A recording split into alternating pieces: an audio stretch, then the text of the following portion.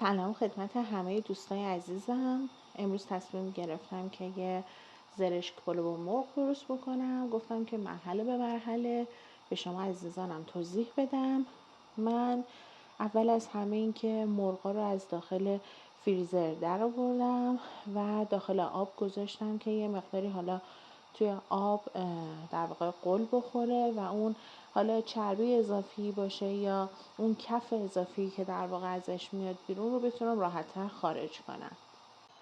و زمانی که در واقع به این مرحله میرسه من دیگه مرغامو در میارم، آب کشی میکنم و اینکه یه دور دیگه میشورمشون تمیز و یه چند دقیقه میذارم مجدد اون آبی هم که رو باش شستم از دست بره و بعد شروع میکنم به سرخ کردن. خب حالا من مرغا رو در آوردم، آب کشیشون کردم، شستم، مجدد آب کشی کردم و چند تا اینجوری خط هم روش به چاقو انداختم که زمانی هم که میخوام سرخ بکنم تا جایی هم که امکان داشته باشه داخل بافت هم سرخ بشه. بعدش این که دیگه روغن اضافه میکنم به مایتابه و شروع میکنم به سرخ کردن مرغا.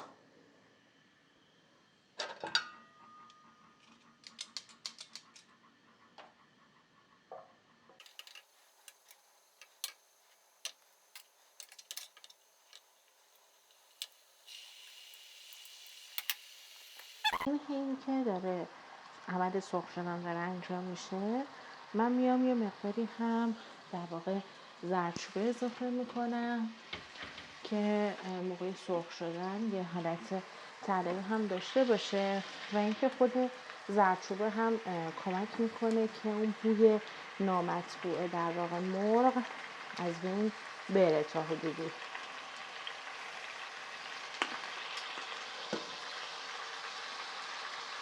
خب دوستان به این مرحله که میرسه من یه خورده دیگه اینها رو مثلا جا به جا میکنم و بعدش دیگه از مایتابه خارج میکنم و شروع میکنم به سرخ کردن پیاز.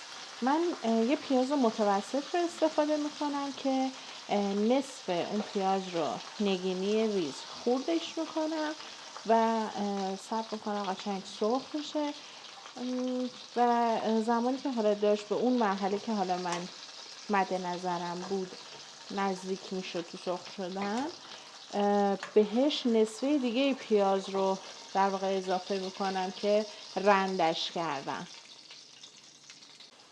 این هم پیازهای نگینیمون هستش اضافهشون کردم و شروع میکنم به تفت دادن یه ذره که سبک بشه در واقع اون نصفه دیگر رو که رنده کردم رو بهش اضافه میکنم، یه مقدار کمی زردچوبه بهش میزنم، یه کوچولو نمک و فلفل و رب رو بهش اضافه میکنم.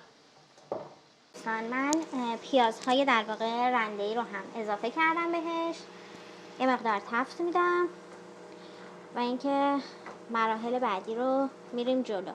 بچه‌ها اینایی که تغییر رنگ دادن شاید فکر کنین که مثلا در واقع سوختن یا مثلا خیلی پخته شدن، در صورتی که اینجوری نیستش، چون از قبل یه مقداری فلفل و زردچوبه توی در واقع روغن ماهیتابمون بود، به خاطر همین این رنگی هستش. اصلا در واقع نترسین که مثلا خدای نکرده پیازاتون سوخته باشه، نه، این به خاطر همون رنگ در واقع ادویه هایی بوده که داخل روغنمون داشتیم.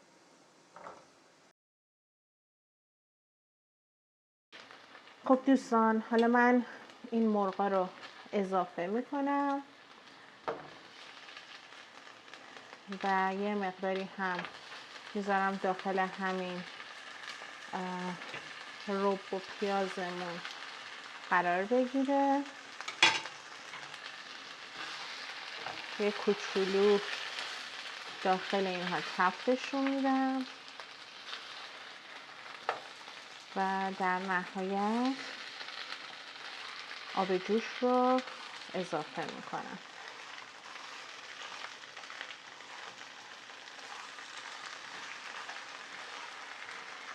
خیلی خوبه که برای حالا پخت خورشت هاتون یا پخت مرغ بیاین به جای اینکه حالا از آب سرد استفاده بکنین، از آبی که در واقع جوشیده شده استفاده بکنین.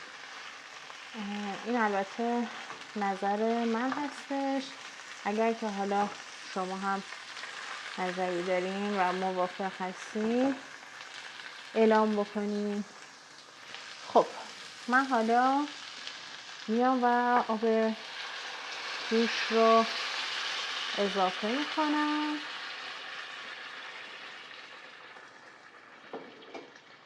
و بعد از این که یه مقداری حالا قول بخوره یه چند تا تیکه هم بهش فلفل دلمه‌ای اضافه میکنم بابت حالا اون عطر و طعمش. خب دوستان، همچنان که این خورش ما داره قلقل میکنه، ما یه چند تا تیکه هم فلفل دلمه‌ای اضافه میکنیم. من خودم خیلی به شخصه این عطر فلفل دلمه‌ای رو دوست دارم، بهش اضافه میکنم و درش رو میذارم. بچه‌ها حالا من خودم الان به در واقع این مرغم سیر اضافه نکردم. اگر که شما خودتون دوست داشته باشین میتونین سیر هم بهش اضافه بکنین و یک طعم و در واقع رایحه خیلی خوبی به مرغ ها میده. فعلا هم درش رو میذاریم تا 40 دقیقه دیگه. خب دوستان، حالا من میخوام زرشک رو درست بکنم. زرشک رو 1-2 ساعتی خیس کرده بودم با بگم. بعد آبکش میکنیم آبش بره. یه مقداری داخلش روغن اضافه میکنیم. شما میتونید از کره هم استفاده بکنین.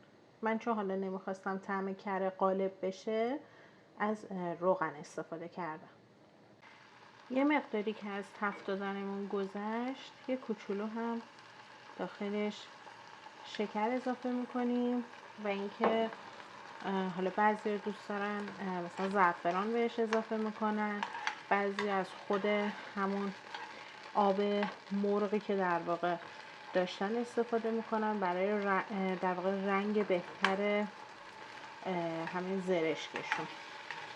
من هم میخوام از هم برنج زعفرانی دارم، هم از اون برنج زعفرانی میخوام استفاده بکنم و هم که یه مقداری آب مرغ میخوام بهش اضافه کنم.